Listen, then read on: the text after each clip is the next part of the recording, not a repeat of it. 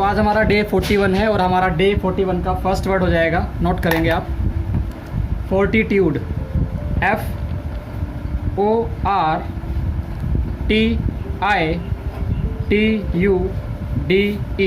फोर्टीट्यूड। फोर्टीट्यूड का मीनिंग होता है हमारा, तो फोर्टीट्यूड का हमारा मीनिंग है एनकरेज करना, किसी को एनकरेज करना। स्पेलिंग है ENCOURAGE,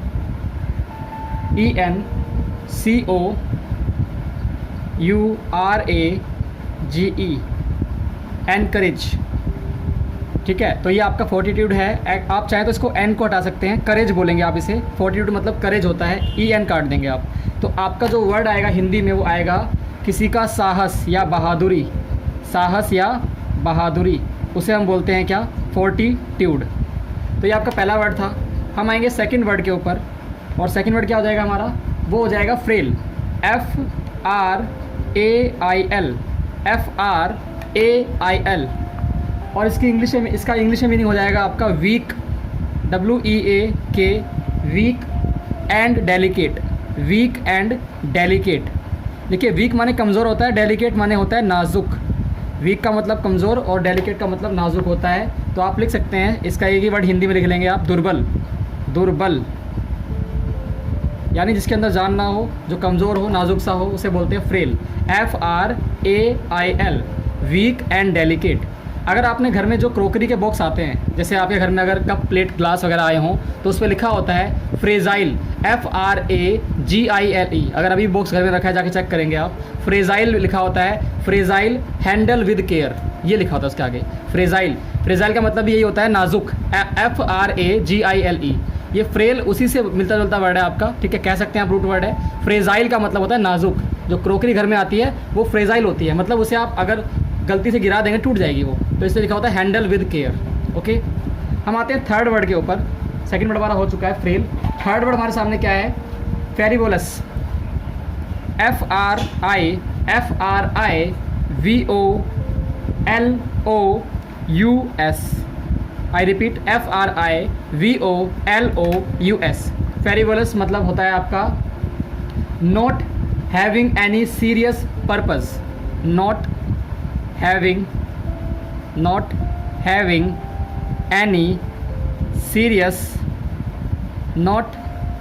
एनी सीरियस पर्पस, मतलब जिसकी अहमियत बिल्कुल ना हो, जो किसी काम का ना हो, उसे हम बोलते हैं क्या, फेरिवोलस। और इसका जो हिंदी मीनिंग निकलेगा वो निकलेगा तुच्छ। जो तुच्छ आप सुनते हैं कभी कभी वर्ड, उसका मतलब क्या होता है, वही यही होता है, तुच्छ। या आप बोल सकते हैं आप निरर्थक। निरर्थक आपका हिंदी वर्ड है, जिसका मतलब होता है जो बिना अर्थ का हो, मतलब कोई सेंस नहीं है उसमें, बिना बात का, उसे बोलते हैं हम क्या, फेरिवोलस। ओके, फोर्थ वर्ड पे आएंगे आप लोग, और फोर्थ वर्ड हमारे सामने क्या है, फ्रंटियर।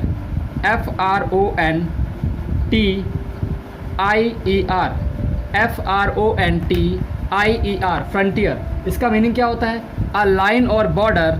अ लाइन इंग्लिश में लिखेंगे आप, अ लाइन और बॉर्डर, BORDER, अ लाइन और बॉर्डर बिटवीन टू कंट्रीज़, या बोल सकते हैं आप separating to countries. Separating to countries.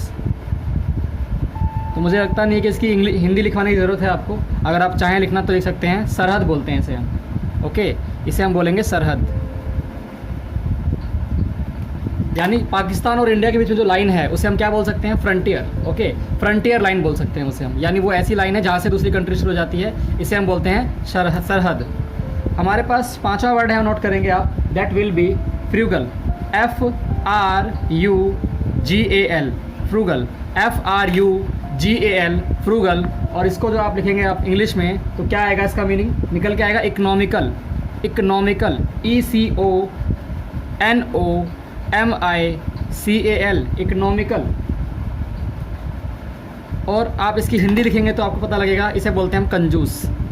कंजूस के जो वर्ड होता है आपका, वो होता है आपका फ्रूगल। FRUGAL, frugal. हमारे सामने सिक्स्थ वर्ड हो जाएगा जेनियल। GENIAL, genial.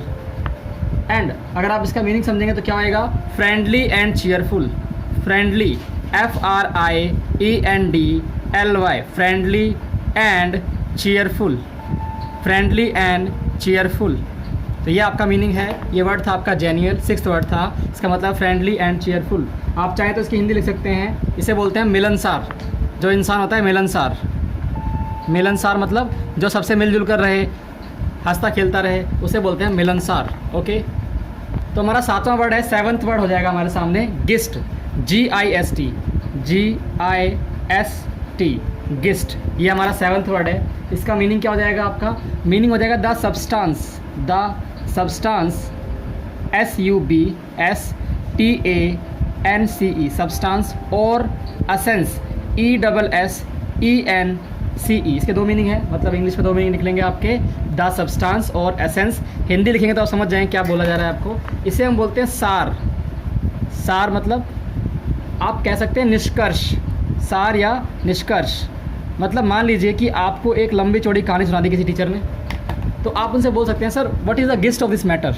आपने जो बताया हमें, इसका निष्कर्ष क्या है, इसका सार क्या है, आप कहना क्या चाहते हैं, उसका क्रक्स क्या है, ठीक है, उसे हम बोलते हैं gist, GIST। What is the gist of this knowledge, this matter, कुछ ही बोल सकते हैं आप। अगले वर्ड पे आएंगे आप। अगला वर्ड जो है वो हमारे सामने है humiliated, HUMILIATED। I repeat, HUMILIATED, humiliated. और इसका जो इंग्लिश वर्ड है वो है put to shame, put to shame, put to shame. ये आपका इंग्लिश वर्ड है। हिंदी में लिखेंगे आप तो लिख सकते हैं किसी की बेइज्जती कर देना, एक तरीके से। ओके, किसी की बेइज्जती कर देना यानी अपमानित करना, किसी को अपमानित करना। तो ये आपका वर्ड था 8th। इसके जैसा एक और वर्ड होता है जिससे कन्फ्यूज़न होती है, वो वर्ड भी साथ लिख लेते हैं हम। उसका मतलब क्या है? Humility, HUMILITY। ऊपर वाला वर्ड जो है वो है ह्यूमिलिएटेड, नीचे वाला वर्ड क्या है? ह्यूमिलिटी। तो आप इसका जब इंग्लिश मीनिंग लिखेंगे तो क्या निकल के आएगा? इसको बोलते हैं इंग्लिश में मोडेस्टी, MODESTY, मोडेस्टी। या फिर इसे हम बोल सकते हैं हम्बलनेस, HUMBLENESS, हम्बलनेस। तो आप समझ गए होंगे हम्बलनेस का मतलब क्या होता है? विनम्रता।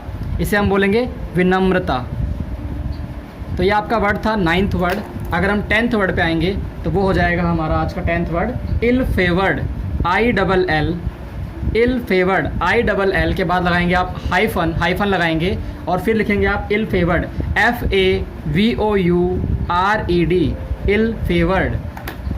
एंड इसका इंग्लिश मीनिंग क्या हो जाएगा आपका? Not attractive, not attractive, not attractive. या फिर आप बोल सकते हैं अगली, UGLY, अगली। इट इज़ नॉट अगली पिछली, इसका मतलब हो जाएगा आपका बदसूरत। ओके, इट इज़ अगली यानी बदसूरत, बदसूरत यानी जो अट्रैक्टिव ना हो, बदसूरत हो। तो ये आपके आज के डे 41 के वर्ड्स थे।